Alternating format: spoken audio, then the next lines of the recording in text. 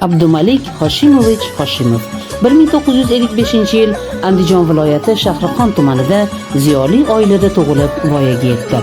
Maktabni a'lo baholarga bitirgach, Nizomiy nomidagi Toshkent davlat pedagogika institutining umumtexnika fanlari yo'nalishi bo'yicha o'qishga kirdi. Institutni muvaffaqiyatli tamomlagach, shu dargohda mehnat faoliyatini davom ettirdi. 1985-yili Jonajon viloyatimizga qaytib keldi va Andijon industrial pedagogika texnikumiga maxsus fanlar o'qituvchi vazifasiga ishga kirdi. Qisqa vaqt ichida o'zining bilimi, tashkilotchiligi, salohiyati va tirishqoqligi bilan texnikum rahbariyati va jamoaning hurmatini qozondi. Shu sababli 1987-yili o'quv ishlari bo'yicha direktor o'rinbosari lavozimiga tayinlandi va texnikumning o'quv bo'limini yangi g'oyalar bilan tubdan yaxshilashga erishdi. Ayniqsa, o'qish jarayonlarining borishi, nazariya bilan amaliyotning o'quvchilar bilimidagi o'rnini yanada zarurligi va unga yondashuvda yangi g'oyalar ishlab chiqarishda ittifoq bo'yicha shartnomalar tuzib, amalda tatbiq etdi.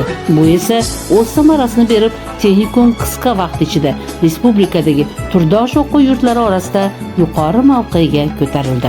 Ayniqsa, buyuk ne'mat mamlakatimizning mustaqillikka erishishi tizimda yanada kengroq eshiklarni ochdi.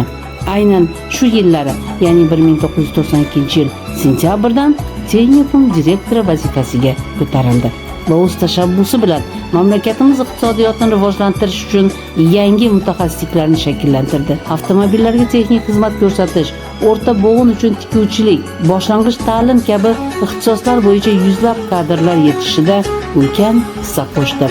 1998-yil esa o'rta maxsus tizimida uning bilimi, salohiyati inobatga olinib, Andijon viloyati o'rta maxsus ta'limi boshqarmasi boshlig'i o'rinbosari etib tayinlandi va uzoq yillar tizimni rivoji uchun hissa qo'shdi.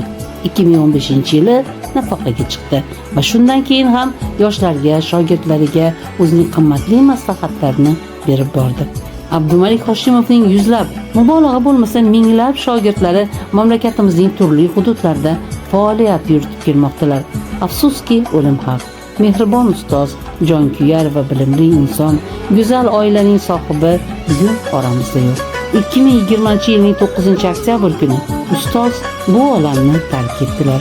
Lekin Abdumalik Hoshimovning porloq xotirasi uning shogirdlari qalbidan hech qachon o'chmaydi. Ezgu ishlari esa mangu yashaydi.